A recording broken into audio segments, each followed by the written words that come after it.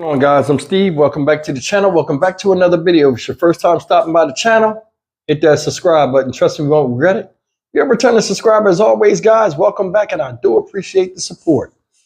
Guys, I want to talk about a story that happened over this past weekend where it left a father dead at the hands of his own son, who was 23 years old. This man pictured up here is no longer with us. This is 46-year-old Kirsten Williams of Southwest Miami-Dade, Florida. Shout out to Miami-Dade area, Florida, period. Shout out. Guys, a domestic disturbance between Mr. Williams, pictured here, and his wife wound up turning into a gun battle between the son, who's 23 years old, and the father, in which the father lost his life. Now, no charges have been pressed against the son so far, and this thing is still under investigation. But I want to just talk a little bit about this, show you the news article, and then do what we do. Check it out. Developing in Southwest Miami-Dade, police say a son shot and killed his father. And now we are hearing from neighbors who heard the gunshots. Local 10's Ian Margot is live now with a developing story. Ian. So police tell us this started as a domestic incident, an argument between a husband and wife. It was when their son stepped in that this, unfortunately, turned fatal. Hard to hear that a father and a son or family went through that right now. Neighbors reacting to the news Monday that a domestic dispute in this Southwest Miami-Dade neighborhood turned fatal overnight. Several told us they were just relaxing in their home Sunday evening and thought they were hearing fireworks nearby. My husband got outside and the neighbor told, do you hear some shot? According to police, they were called to this home on Southwest 161st Court in Leisure City around 9:40 p.m. Sunday.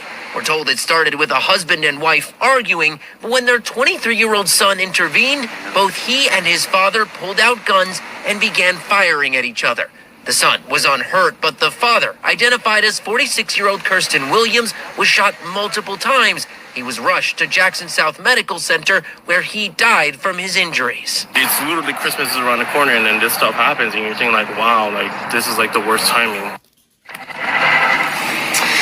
Both the mother and the son, they were detained. They were questioned by detectives, but they have since been released.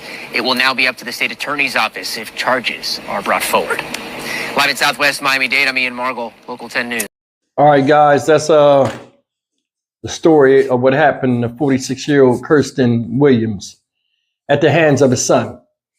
And honestly, nobody knows what exactly happened because there were three people in the house, the husband, the wife, and the son.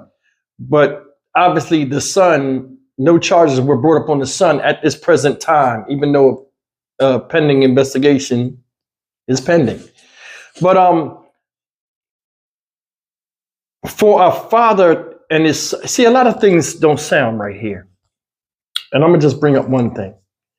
For them both to have guns on them in their presence, I don't understand how that could be, I don't know what type of situation it was. But they had a shootout. Guys, they exchanged over 10 shots where the father was hit multiple times when the son wasn't hit at all.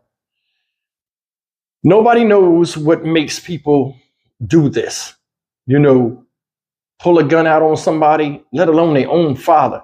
Now, it was an argument between husband and wife. The son intervened in it. Now, from a common sense standpoint, or from my thinking, I'm looking at it like, okay, maybe it got so the threats was issued between him and the mom. The boy was standing there. He got involved. Husband was upset. Sometimes when men get out of control and they get all worked up, when you just touching them or getting between them makes it look like you are a force against them, and then things escalate and they go from 0 to 100 real quick. And I think this is one of those times. Might have been an underlying issue between the son and the father. Like me personally, 23 years old, you wouldn't be living in the house. Now, I'm not saying, the son was wrong or the father was wrong, because nobody knows what this is about. But this is one of them reasons why when a man is older, because presumably he lived in the house, the way they're making it like he lived in the house. You know, now I'm not saying he was threatening against the wife, you know, but it's just something that made the younger son jump up in defense of his mother. And nobody knows that except the two people that are still alive and the one person that's not. Now, it's around the holidays. This man is gone. I know his son has some type of guilt and is upset. I mean, the man was his dad. Regardless of a heated exchange, there's still some type of feelings there. Or I'm thinking there is. But I mean, I don't see. I mean, maybe the dad pulled the gun first. I think the father probably pulled the gun first. What do y'all think? Just leave me a comment. But I mean, fathers teach conflict resolution. What happened here? Seriously, what happened here? Nobody knows. But I will say this in closing. Anytime there's an argument and things get really heated, a lot of times children will rally around the mother because they know the power that ensues with the father.